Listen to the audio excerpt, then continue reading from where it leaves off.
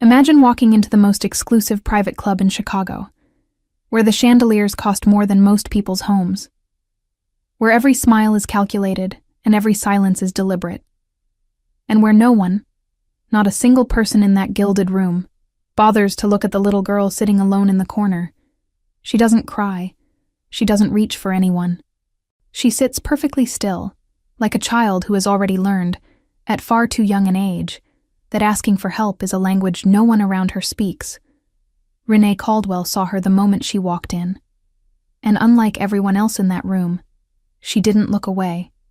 What happened next would cost Renee her job, shatter the carefully controlled world of one of the most powerful men in the country, and bring to light a secret so dark that years of money and silence had barely been enough to keep it buried.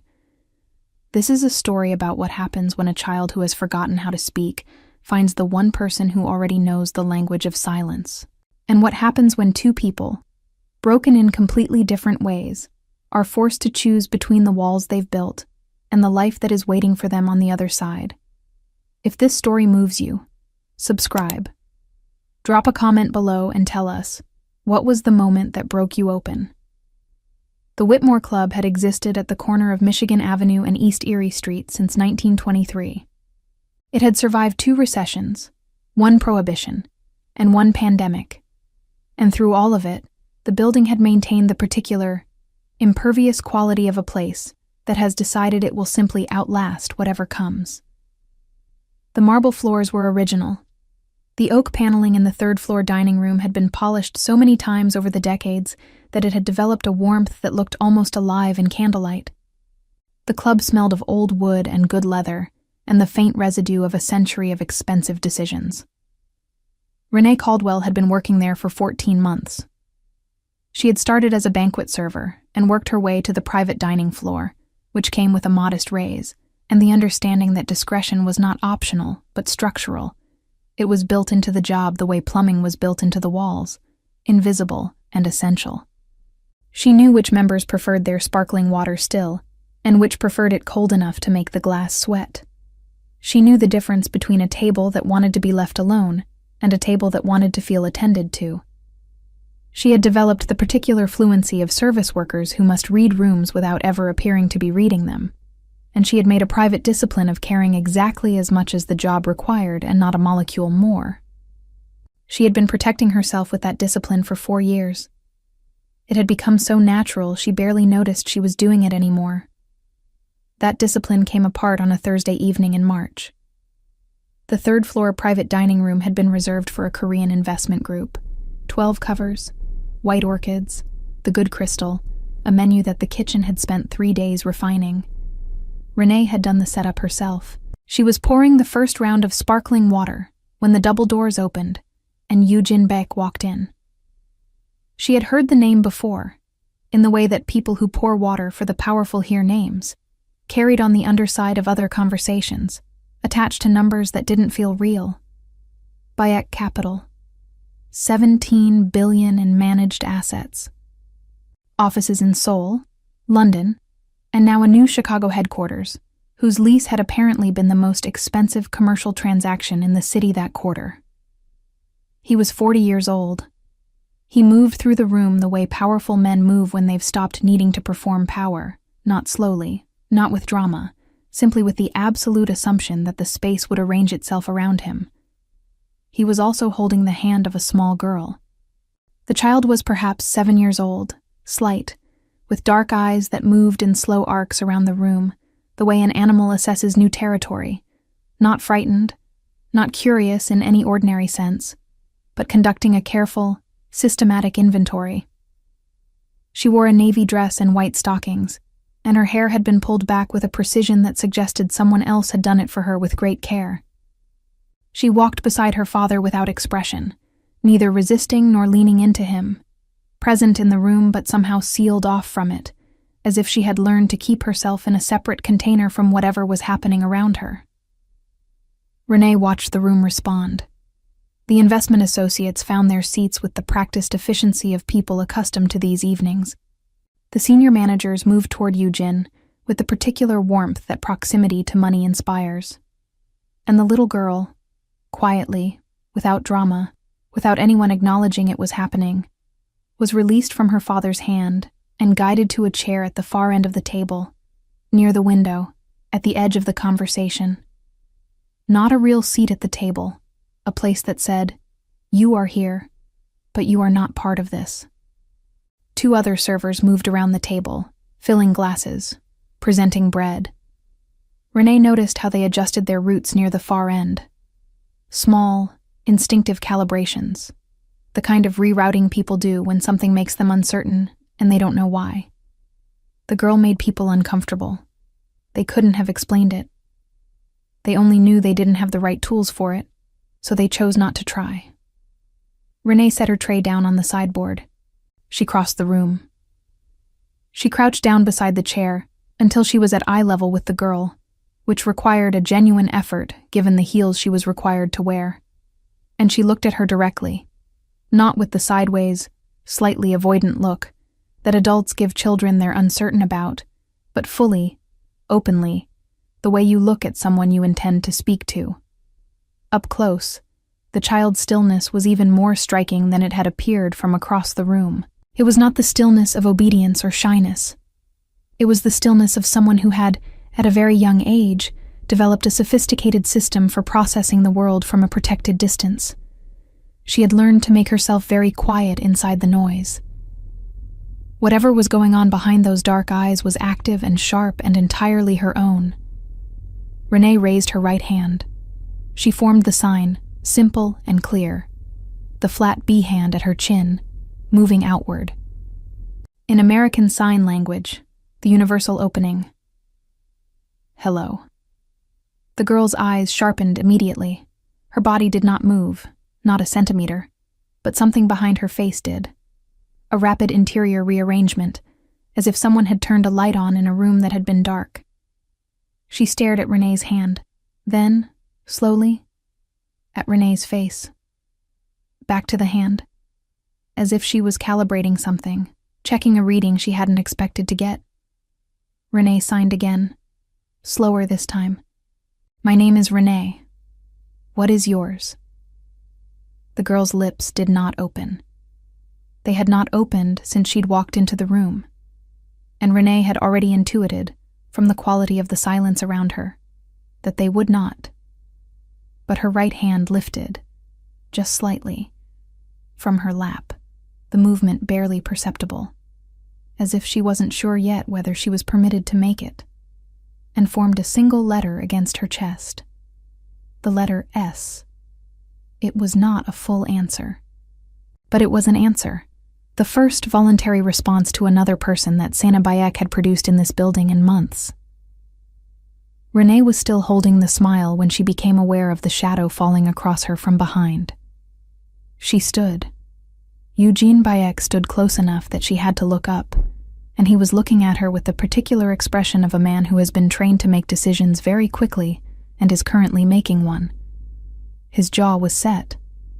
His eyes were controlled, but underneath the composure, visible only because it moved before the composure could close over it, was something that looked very much like terror. It was gone in less than a second. If she hadn't been looking directly at him, she would have missed it entirely. What do you think you're doing? It was not a question. It was a statement arranged in the shape of one. I was saying hello to your daughter. She doesn't communicate with strangers. She started to. The thing moved across his face again, sealed itself over. You are a server in this club. Your function is the table. You do not approach my daughter without my explicit permission. And you certainly do not. I understand. She kept her voice completely level.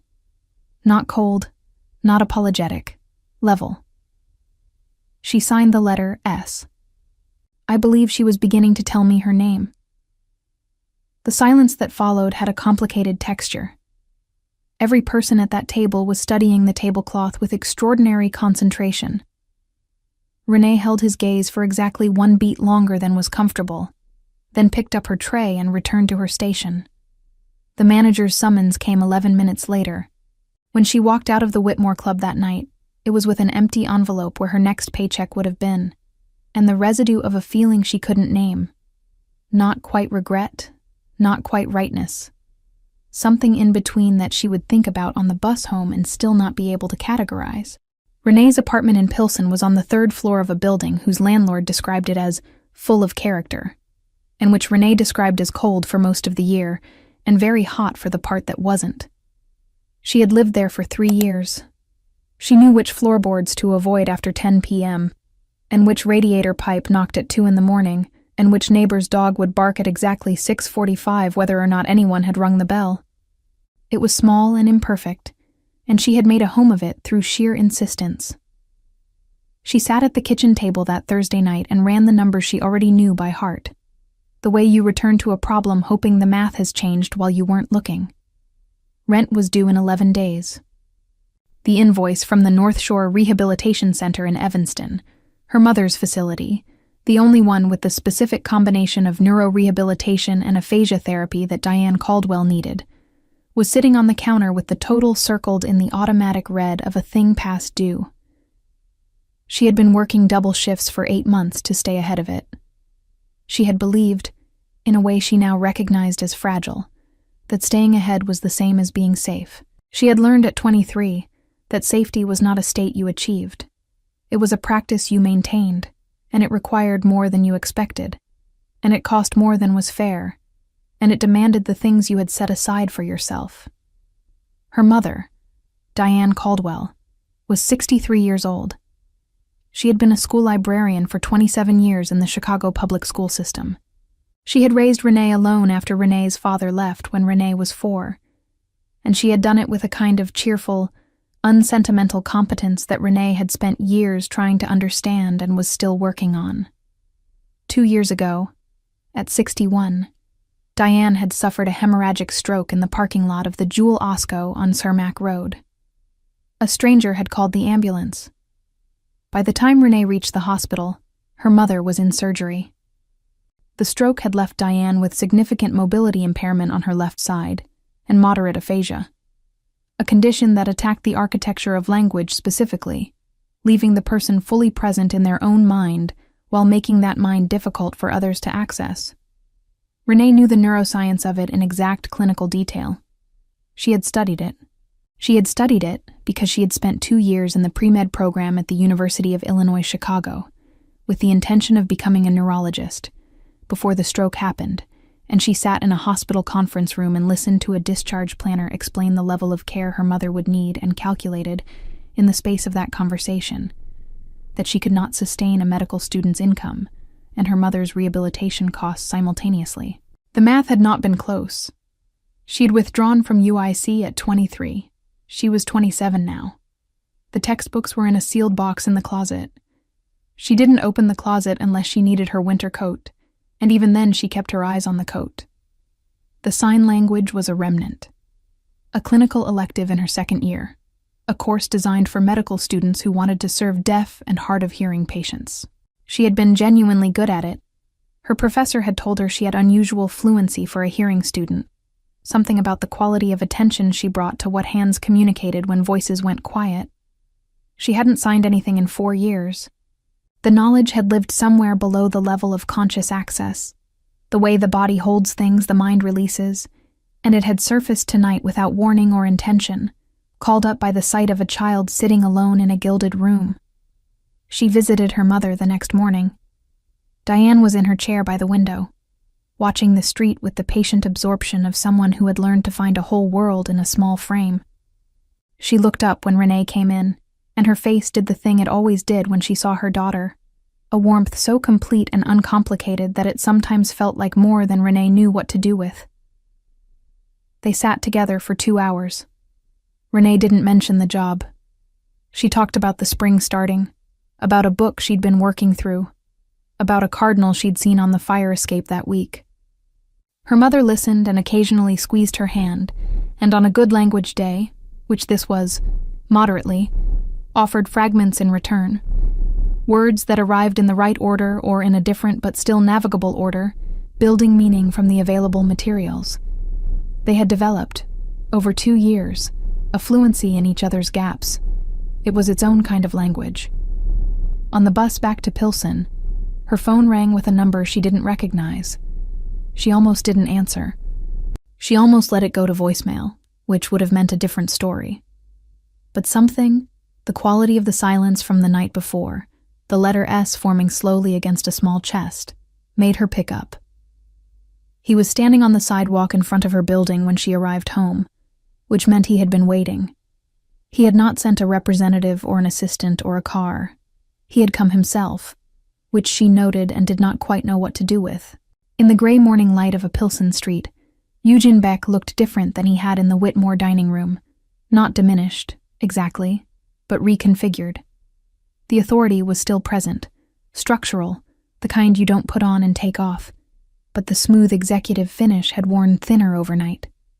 There were marks under his eyes that spoke to no sleep. His posture, still precise, was working harder than it had been the night before. He spoke before she could. "I want to hire you. As a caregiver for my daughter. Live-in arrangement, Monday through Friday. The compensation? No." A beat of surprise. A man who rarely encountered that syllable. "You haven't heard the figure. You humiliated me in front of 12 people because I said hello to a child who was being ignored at her own father's table. I don't need to hear a figure." He looked at her for a moment with something she couldn't categorize. It lived in the neighborhood of discomfort, and something adjacent to respect. $12,000 per month. Full health coverage, including for one dependent. Renee kept her face completely still. $12,000 a month was more than 14 months of what she had been making. Health coverage for a dependent was her mother's rehabilitation costs removed from the hemorrhaging category and placed somewhere manageable. It was the box in the closet possibly coming back down. She let none of this reach her expression. "Why me?" Not about the money. He was quiet for a moment. What came next had the quality of a man reading from a script he finds personally humiliating, but has decided to read anyway because the alternative is worse. "My daughter's name is Sina. She is 7 years old. She has not produced voluntary speech since she was 3. I have engaged 14 specialists across 3 countries. Every intervention has produced no sustainable response." He stopped. Something moved in his throat. Last night was the first time in 8 months that she offered a communication to another person without being directly prompted. You produced that in under 40 seconds. Renee looked at him. Past the posture.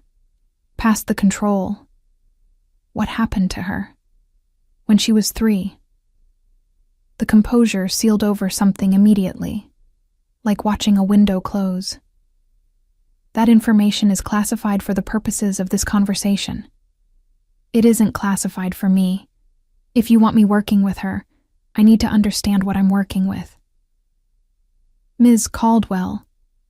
The weight of his voice when he wanted to end a discussion was considerable. My daughter requires someone who can communicate with her. I am offering you the means to care for whoever you were visiting this morning in Evanston. He paused on that, letting her know he had done his research, done it overnight, done it before coming here. One condition. You operate within the therapeutic protocols that Dr. Park has established. You do not freelance. You do not discuss her history externally. One condition from me. Renee kept her voice level. You don't supervise how I connect with her. What happened last night, whatever that was, it happened because I wasn't performing for an audience. You want that for Sina? You give me the room to do it. The look on his face was that of a man swallowing something large and dry. Agreed. I'll start Monday. She went inside without looking back. She sat at her kitchen table for a long time afterward, not doing anything, just sitting with the particular feeling of a door opening onto a room whose contents she couldn't yet see. The Bayek residence occupied the top 2 floors of a building on North Lakeshore Drive with an unobstructed view of Lake Michigan that Renee initially tried not to react to, because reacting to it felt like acknowledging a gap she hadn't been invited to close. She got past that in roughly 48 hours. The lake was simply there.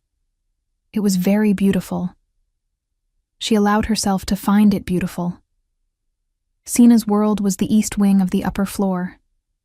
A bedroom with soft colors and a window seat, a small sitting room, a therapy room with rounded corners and gentle acoustics, designed by a specialist in trauma-informed environments, where Dr. Park came 3 times a week. There were 4 staff members in the residence: a housekeeper, a chef, a driver, and a house manager, who moved through the space with the trained quietness of people who had been explicitly instructed not to make demands on the child. None of them had found a way in. Renee understood immediately why. They had all been trying to enter Sena's world, presenting themselves at its door, making their availability known, offering things that required a response.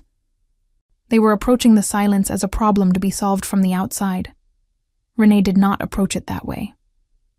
She spent the first 3 days doing nothing that required anything from Sena. She read in the sitting room while the girl drew in her sketchbook across the room, and she signed to herself at intervals. Small, ambient things, narrating what she was looking at, naming objects in the middle distance, not directing any of it toward Sena, not pausing for response, not making the signing a performance. She was simply a person who communicated with her hands, existing in the shared space, neither crowding it nor withdrawing from it. Sena watched. That was all. But the quality of her watching changed across those 3 days. From the systematic assessment of new territory to something that required a different word, something closer to interest. Eugene arrived without announcement on Wednesday afternoon. He had that habit, appearing in doorways without the social preparation of a knock, as if the residence was simply an extension of his operational space and did not require entry protocols.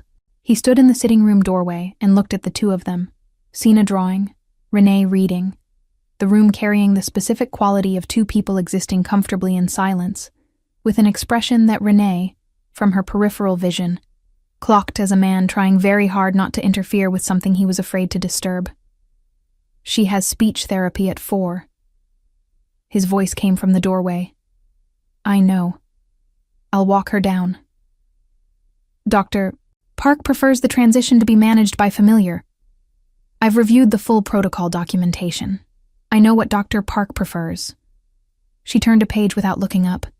You said you wouldn't interfere. Another significant silence. He left without responding. She found him in the kitchen 2 hours later, standing over a cup of coffee that had gone cold, looking at the lake with the expression of a man who has run out of things to control and doesn't know what to do with his hands. It was, she thought, possibly the most human she had seen him look. Renee poured herself a glass of water. She was heading back to the East Wing. Did she draw today? The question came just as she reached the doorway. Quiet, almost casual, as if it hadn't been waiting behind everything else he'd said and not said since he arrived. She turned. Yes. What did she draw? A pause. A window.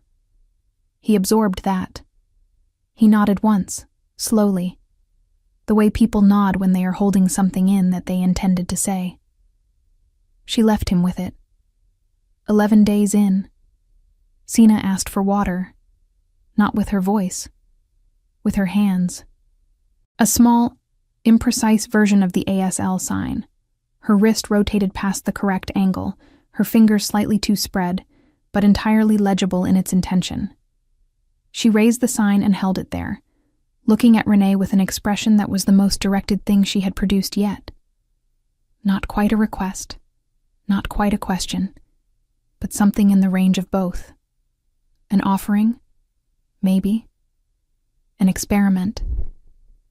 A test of whether this particular language would be met. Renee got up. She poured a glass of water from the kitchen and set it on the low table in front of Sena. Then she signed back, slowly, the correct form of the word. Not as a correction, not as a lesson, but the way you echo something back to show you've received it. As if to say, yes, that's the word.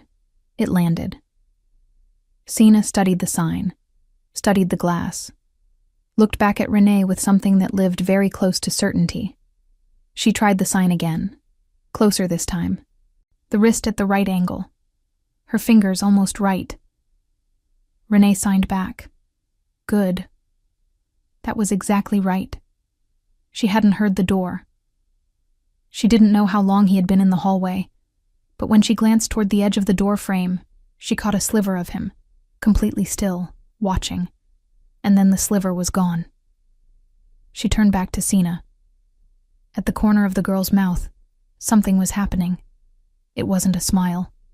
It was the shape that a smile makes in the moment before a person has decided whether to let it be one. Renee kept her expression steady and warm and deliberately unremarkable, because she understood that this was a moment that would harden if it was examined too closely. She signed. Do you want anything else? Sina considered. Signed. No. With her free hand. Perfectly. She had apparently been practicing. That night, returning from her visit to her mother's facility, later than usual, the bus slow through post-rain traffic, Renee let herself into the residence to find the entrance hall quiet and a folded sheet of paper on the console table with her name written on the outside in handwriting that was controlled and precise and told her exactly who had put it there. Inside, a payment confirmation from a foundation whose name she didn't recognize, applied to the outstanding balance on Diane Caldwell's rehabilitation account. 4 months. Cleared. There was no note. No accompanying message. Nothing that could be raised in conversation without the person who had done it being forced to acknowledge it, which she suspected was entirely intentional. She stood in the entrance hall for a long time.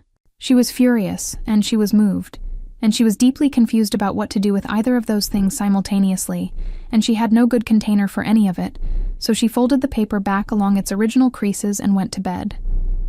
In the morning, she said nothing. Neither did he. But something in the atmosphere of the residence had shifted, some molecule rearranged without announcement, some pressure differential in the air between them that both of them were aware of and neither of them named. The vocabulary expanded the way real learning expands. Not in a straight line, but in bursts, with plateaus between them that might look like stagnation from the outside, but were actually consolidation, the new knowledge finding its architecture. By 3 weeks in D, Sina was signing water. More, yes, no, stop, please, thank you, and the full letter of her name. She had also begun to combine more please, stop, wait, the connective tissue of communication. Dr. Park had told Renee, in a careful voice that was working hard to contain its own astonishment, that she had observed more functional progress in 21 days than in the previous 18 months of intervention. She had said it the way a scientist says something that requires her to reconsider her framework. Renee had simply nodded and said she would keep her posted. The breakthrough that changed everything did not happen in the therapy room. It happened in the hallway, on a Tuesday morning, while Renee was walking Sina slowly past the objects of the residence and signing their names: door, window, table, painting, floor, the slow work of naming the world, which Renee had found was one of the most fundamental human pleasures, and one that Sina seemed to feel acutely. Sina stopped in front of a framed photograph on the wall.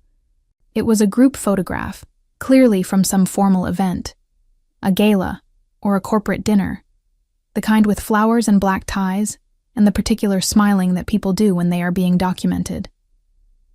Eugene was at the center, perhaps 2 or 3 years younger, surrounded by associates. The people around him had the satisfied look of people who had achieved what they had gathered to achieve. He did not quite look satisfied. He looked like a man who had learned to approximate satisfaction for photographs. Sina studied the photograph for a long moment. Then she made a sign Renee didn't recognize. A specific movement, not random, not experimental, but deliberate and controlled, as if it had been used before, as if it meant something specific to the person making it. She repeated it, looked at Renee, repeated it again. Renee signed back. Again. Show me again. Sina showed her. Her hand moved to the photograph, to one specific face, on the left side of the frame. A man in his mid-40s, standing slightly behind Yujin's right shoulder, with the particular permanence of someone who has occupied that position for a long time. He was neat, unremarkable at a glance, the kind of presence that registers as background. Renee signed, "Who is that?" Senna looked at the question, looked at the photograph, and then she put both hands over her own eyes, pressed them there, held them. A gesture that was not ASL, and was not any formal sign system. It was older, more private, the kind of thing a very small child does in the dark to try to make something disappear when she doesn't have any other tool available. Renee went very still. She kept her face warm and open and absolutely still. When Sina lowered her hands, Renee signed, "You know him, not a question." Sina answered anyway. She made the invented sign again, insistent, urgent in its specificity. That night, Renee sat at the desk in her room and worked through every ASL dictionary and database she could access, searching for the signs Sina had shown her. Nothing matched. She tried every variant, every regional difference, every historical form. The sign did not exist in any documented system. It was private language, the kind that forms in isolation, when a child has an experience she has no official words for and builds her own vocabulary in the dark, alone, for 4 years. She pulled up the resident staff directory, cross-referenced the photograph. The man was Daeho Shin, 46 years old, 12-year employee of Bayek Capital, currently holding the title of personal executive assistant. Highest security clearance within the organization. Present at every major event, every client meeting, every international trip, every Moman event. Renee sat with that for a long time. Long enough for the lake outside to turn from dark to the particular pre-dawn blue that comes just before the light returns. Then she went to find Yujin. His study was, as she had expected, exactly the kind of room a man like him would design around himself. Dark wood, spare surfaces, controlled light, a single large painting. Nothing unnecessary, nothing that hadn't been deliberately chosen. Even the books on the shelves, she noticed, had no gaps. They stood without spaces, as if randomness itself had been organized out. He looked up when she entered. He had the expression of a man who had learned to brace for incoming information, which told her he'd been awake, too. Sina pointed to someone in the hallway photograph today. Renee kept her voice even. "The man standing behind your right shoulder in the group frame, Daeho Shin." Something moved in his face, contained immediately. "Daeho has been with me 12 years. Sina has been aware of him her entire life." She made a private sign I've never seen in any ASL database, something she invented, something specific. And then she covered her eyes like she was trying to make him disappear. Sina has intrusive trauma responses to a range of stimuli.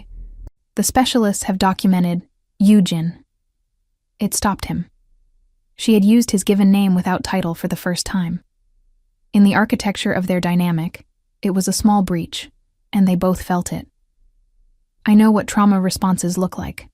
I also know what recognition looks like. They are physiologically and behaviorally different. What Sina showed me today was not a symptom. It was information about a specific person, and she needed me to receive it. He was very still. The kidnapping investigation was closed 4 years ago. The detectives established that no one within my organization.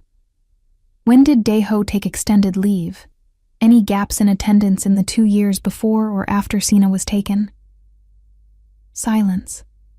The kind that has a shape and a weight, and is itself a kind of answer. This is not your area. His voice was very controlled.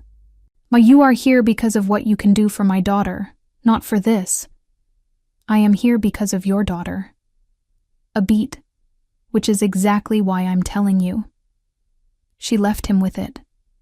She didn't know, walking back down the corridor, whether she had opened something he would act on, or something he would wall off in the way he walled off most things that frightened him.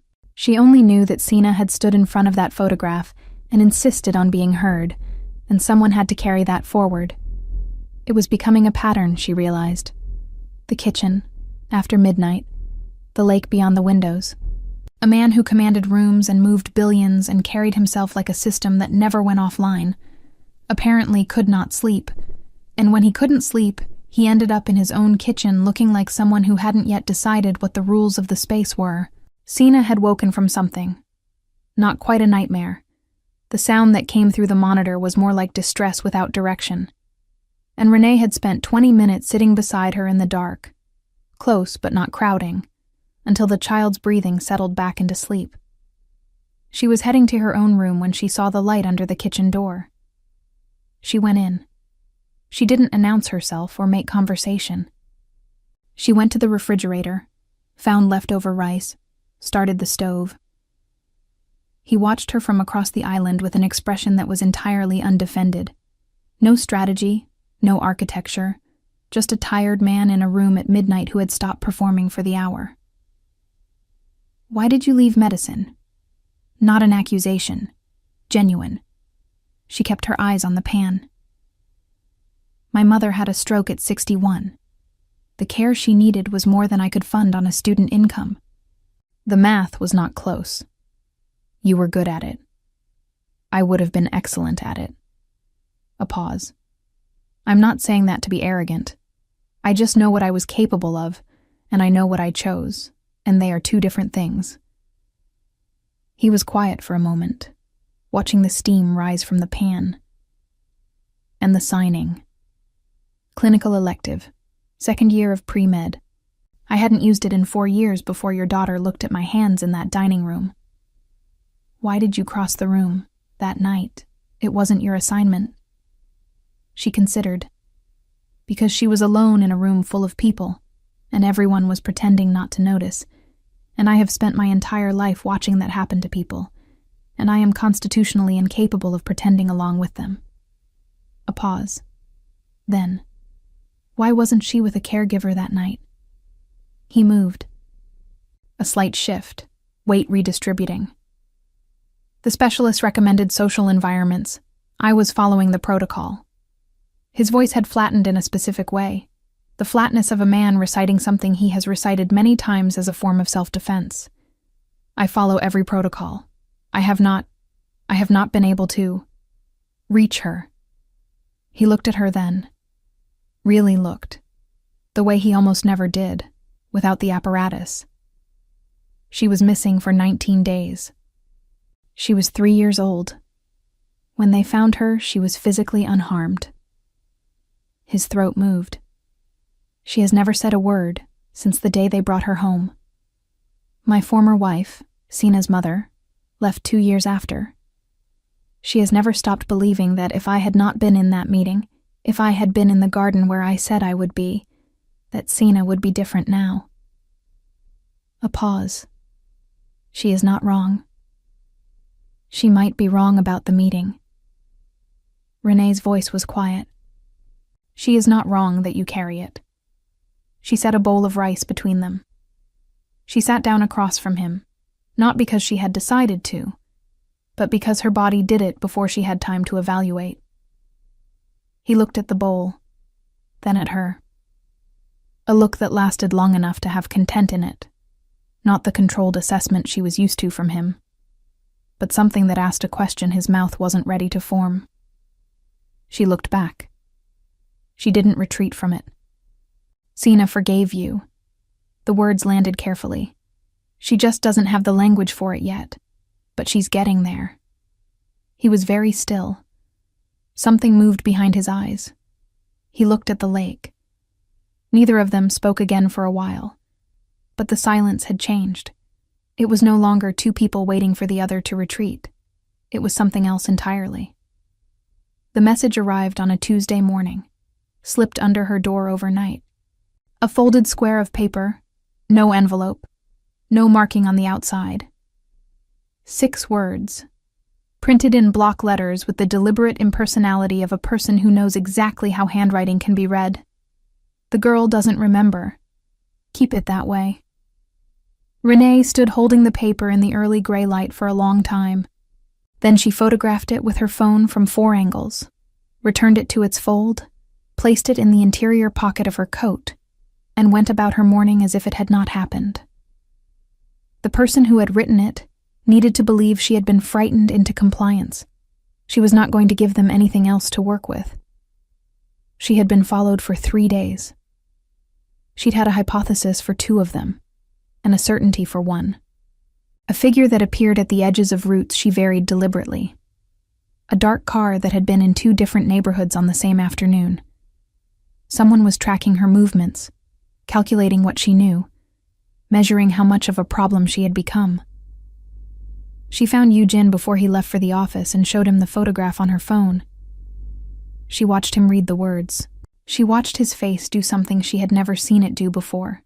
Not close, not compose, but simply go still in the way that precedes a decision that's already been made. I looked at the personnel file. No preface, no preamble. His eyes were on the lake. Last night, after what you told me, 2 years before the kidnapping, so 6 years ago, Deho had a gambling debt. Significant. Corporate intelligence flagged a single large deposit that cleared it overnight. The internal review was conducted and closed. He passed. Renee kept her voice very level. Who ran the review? A pause with an entire investigation inside it. Deho ran the preliminary assessment. The final sign-off was mine, based on his summary. The silence in the room had a particular weight. Where is he now? Renee asked. He was in the office yesterday. He has always been exceptional at reading me. His jaw worked. He knows. He's known for at least a week that something has shifted. The phone rang from the hallway. The housekeeper's voice, carefully controlled. Mr. Beck. Sina is not in her room. The residence had 3 floors and 8 primary rooms, and Renee moved through them in under 4 minutes. Fast and absolutely precise. Her mind doing the thing it had learned in 2 years of clinical training and never quite unlearned. Stay sharp exactly when everything in the body wants to do the opposite. She cleared the bedroom, the therapy room, the sitting room, the library, the second bathroom. The housekeeper had the first floor. Building security had locked the elevators at Eugene's instruction 30 seconds after the call. She stopped in the center of the upper hallway. 10 seconds. Just standing. Where does a frightened child go? Not toward noise. Not toward adults she doesn't control the access to. Toward the first thing that felt safe. The first specific thing. She went to the east corridor window. The window with the view of the lake that Sina had told her, in their growing vocabulary of signs, looked like water in the sky. The window in front of which Sina had sat on the very first day, assessing her new territory. The window that Sina returned to when the residence felt too large. The storage alcove beside the window had a low door designed to blend with the wall paneling. You had to know it was there. Renee pressed the edge. The door opened. Sina was inside, knees pulled to her chest, back pressed against the far wall of the narrow space. And behind her, crouched in the shadows with the expression of a man who has made one wrong calculation and is in the process of making another, was Deho Shin. Renee's body did several things simultaneously. Catalogued. He had not touched her. Sina's posture was frightened but not injured. The small space was navigable. She was between him and the only exit. Sina's eyes found Renee in the same instant the light changed, and the look in them, Renee would carry it for the rest of her life, was not relief, exactly. It was recognition. The look of someone who had been holding on and had known, with a quiet and fundamental certainty, that the person they were holding on for would come. Deho rose, unhurried, a careful man doing what careful men do, recalibrating in real time, finding the angle. Missy Caldwell. I was looking for her as well. She wandered down here on her own and I'm sure. Her voice was warm and completely opaque. Her body did not move from the doorway. She signed to Sina without breaking eye contact with him. Come here. Take your time. I have you. Sina looked at Daeho, looked at Renee, made the assessment that she should have never had to make, with the expertise of a child whose survival had required it at 3 years old. She moved, slowly but without hesitation. She pressed herself against Renee's side, and Renee put her hand on the girl's shoulder, steady, unmovable, a fixed point, without looking down. Something recalculated behind Daeho's eyes. He was deciding. Yujin's voice came from behind her, even and very cold. It already is. He had been 2 steps back the entire time. What followed was not loud. Loud things are for people who need the volume because the power isn't sufficient on its own. Yujin spoke to Daeho in Korean, low and absolutely level, and whatever the words were, they stripped away the last of the professional surface. 12 years of calculation collapsed in a hallway in 90 seconds. Renee turned her body so that it faced Sina rather than the men. She signed slowly, clearly. It's over. You did it right. You waited, and I came. Sina looked at her hands, then at her face. Then she signed something she had never signed before. Something that had not existed in her vocabulary until this moment, assembled from the components she'd been building for weeks, precise and deliberate. Safe. Building security arrived in under 3 minutes. Daeho was escorted from the premises with the careful efficiency of men who have been briefed. There would be calls that afternoon to the detective who had originally worked the kidnapping 4 years ago. A detective who had closed a case on incomplete evidence provided partly by the suspect.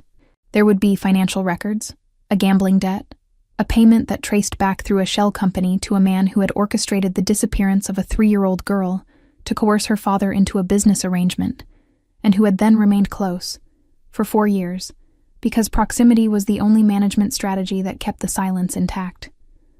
All of that would come, the law and the evidence and the long institutional process of it. But in the corridor, with the lake light moving through the east window, Renee crouched down in front of Sina and signed, "You were very brave." Sina considered this with the seriousness she brought to all things that mattered. Then she signed back, "I knew you would come." Renee pressed her lips together, nodded once, stood. She did not cry in front of the child. She went to the kitchen and stood at the window for a long time, and cried there, quietly and alone, the way she had learned to do most things that cost her. He found Sina in her bedroom that evening. The security team had left. The detective had taken his statement, and the residents had settled into the particular exhausted quiet of a place that has been through something and is slowly returning to itself. Yujin sat on the edge of his daughter's bed with his hands on his knees, and the careful physicality of a man who has spent 4 years being terrified of doing the wrong thing and has run out of the capacity to keep being terrified. Sina was in her bed with her sketchbook open, not yet sleeping, drawing something Renee couldn't see from the doorway. He signed, slowly, imperfectly. He had been teaching himself from online videos for 2 weeks, late at night when the residence was quiet, and his form was still wrong in the specific ways that beginners' forms are wrong, the angles slightly off, the rhythm not yet natural. He signed, "Sorry." He got the hand shape wrong. Renee, from the doorway, saw it and stayed absolutely quiet. Sina looked at her father's hands. She looked at the shape he had made, which was close, but not right. And then she did something that made Renee grip the doorframe. She reached out, gently, and took his hands in hers, adjusted them. With the deliberate patience of a child who has been waiting a long time to teach someone something important. He tried again. Correct this time. She signed back. Very small, very clear. "I know." The sound he made then was not a word. It was not quite a sob. It was the sound of a man whose entire architecture of composure had been built to protect something that was still, despite everything, alive, and which had just been reached. He pulled his daughter into his arms with the specific tenderness of someone who has been afraid to hold something breakable, and has finally understood that the not holding was where the damage was. Sina put her arms around his neck. She let herself be held. That was the whole miracle, that she chose it, that she reached back, that she stayed. Renee stepped back from the doorway. Some things were not hers to witness. She went to the kitchen and made tea, and sat with the lake until the light was entirely gone, and the water was only sound. 3 weeks after Dae-ho Shin was placed in custody and the investigation was formally reopened, and it turned out there had always been evidence, the kind that a 12-year proximity and a carefully positioned internal review had been enough to keep dormant. Yoo-jin came to find Renee on a Thursday morning. She was in the sitting room with Sina, who was teaching her a sign she had invented months ago in the solitude of her own interior world. A movement between the signs for drawing and thinking, which Sina used to mean the particular state of being entirely inside your own imagination, where the real world becomes muffled and the invented one becomes loud. They had been working for weeks on bridging Sina's private vocabulary to standard ASL, not replacing it, not erasing the language she had built alone in the dark, but expanding it, building bridges out from it into a world that could learn to meet her. Yoo-jin stood in the doorway. He looked at the two of them for a moment. He had been doing that more often lately, pausing at doorways, watching, as if each glimpse was something he needed to establish as real. "There's something I want to tell you, when you have a moment." Sina made the shooing gesture she had developed recently. "Go, I'm fine, you're hovering," with the particular authority of a child who has discovered she has preferences and intends to exercise them. Renee followed him into the hallway. "I spoke to the dean of the medical school at UIC. His eyes were on the wall slightly to her left, the place he looked when he was uncertain how something would land.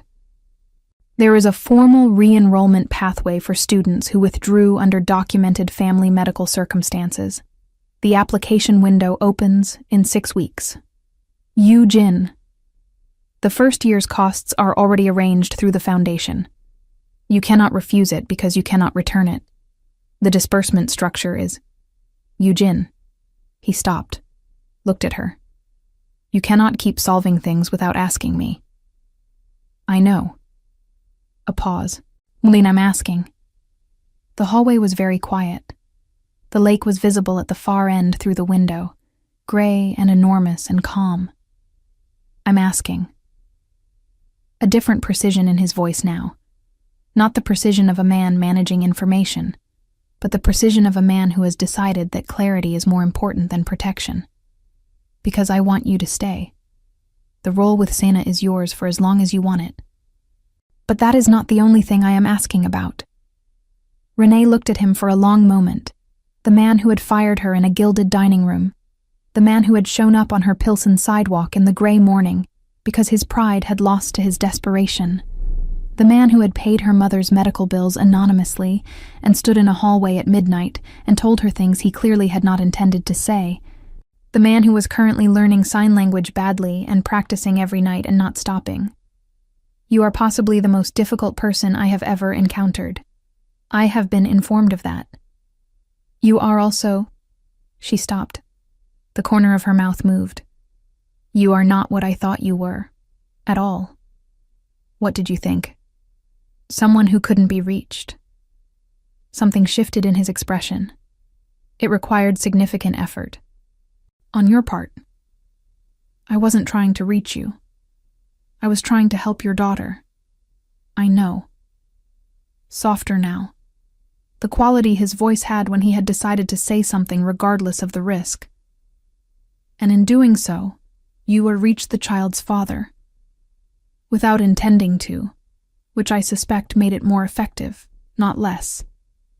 She looked at him. He looked at her. No performance, no management, no composure deployed as a wall. Just two people in a hallway who had arrived, by a very complicated and unplanned route, at the same place at the same time. She took a step toward him. He did not step back. "Say the actual thing." Her voice was very quiet. "I love you."